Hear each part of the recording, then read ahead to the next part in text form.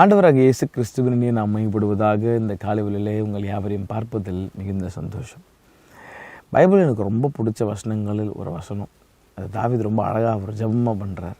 நான் அடிக்கடி என் ஜெபம் பண்ணியிருக்கிறேன். 143 சங்கீதத்தினுடைய 10ஆம் வசனம். உமக்கு பிரியமானதை செய்ய என்னை கற்றுத்தாகும். உம்முடைய நல்ல ஆவி என்னை செவையான வழியில் நடத்துவாராக. என்ன ஒரு பியூட்டிஃபுல்லான ஒரு ஜெபம் பாருங்கள்.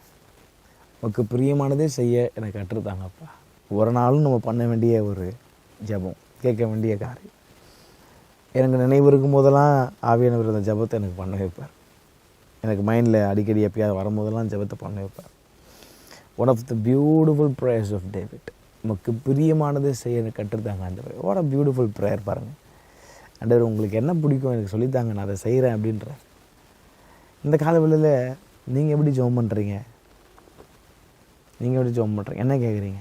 ஆண்டவரே எனக்கு இது வேணும், அது வேணும், மனசில் ஆசைப்பட்டது வேணும், நான் இந்த பொண்ணை தான் கல்யாணம் பண்ணணும், இந்த பொண்ணை தான் கல்யாணம் பண்ண நினச்சிட்ருக்கேன். இன்னும் அதிலே உட்காந்துருக்கீங்களா? வேஸ்ட் ஆஃப் டைமுங்க, வேஸ்ட் ஆஃப் டைம்.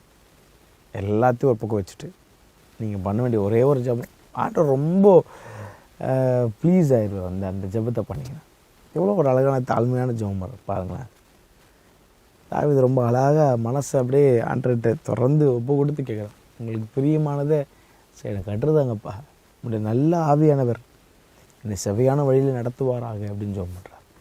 காலையில் நீங்களும் பண்ணி பாருங்களேன். அவர் சித்தத்தின்படி உங்களை நடத்துவார். அவர் சித்தத்தின்படி உங்களை நடத்தும் போது உங்களை நேராக கருத்தர் எங்கே கொண்டு போவார்னா இந்த ப்ராமிஸுடைய ஃபுல்ஃபில்மெண்ட்டு கொண்டு போவார். அவர் உங்கள் வாழ்க்கையில் நினச்சிருக்கிற காரியம் அப்படியே நடக்கும். அப்படியே ஒரு இடத்துல ஒரு நாள் வந்து அது பிளாசம் ஆகி ஒரு அழகான ஒரு மரமாக, ஒரு ஒளிவு மரமாக நீங்கள் மாறுவீங்க. நிறைய நேரத்தில் நல்ல வாழ்க்கை ஆரம்பிக்கிறோம், நல்லா வருது, அந்த செடி நல்லா வளருது, நடுவில் எங்கேயோ ஒரு கட்டு, அந்த வாலி பாய்ஸ் வரும்போது எங்கேயோ ஒரு ட்ராக் சேஞ்ச் ஆகிடுது. அப்படியே அந்த நல்லா வளர வேண்டிய மரம் பட்டு போயிடுது, வேற எங்கேயோ ஃபோக்கஸ் போயிடுது. இன்றைக்கி ஆண்டர்கிட்ட கேட்குறீங்களா? ஆண்டவரே உங்களுக்கு பிரியமானது சரி எனக்கு கற்றுத்தாங்க ஏசப்பா அப்படின்னு கேட்டு பாருங்களேன். அவருக்கு என்ன பிடிக்குன்றது உங்கள் கூட பேசுவார். நீ இதை செய்யடா, அதை செய்யாத, இப்படி பண்ணு, இந்த இடத்துக்கு போ, அப்படி செஞ்சு பாருங்கள்.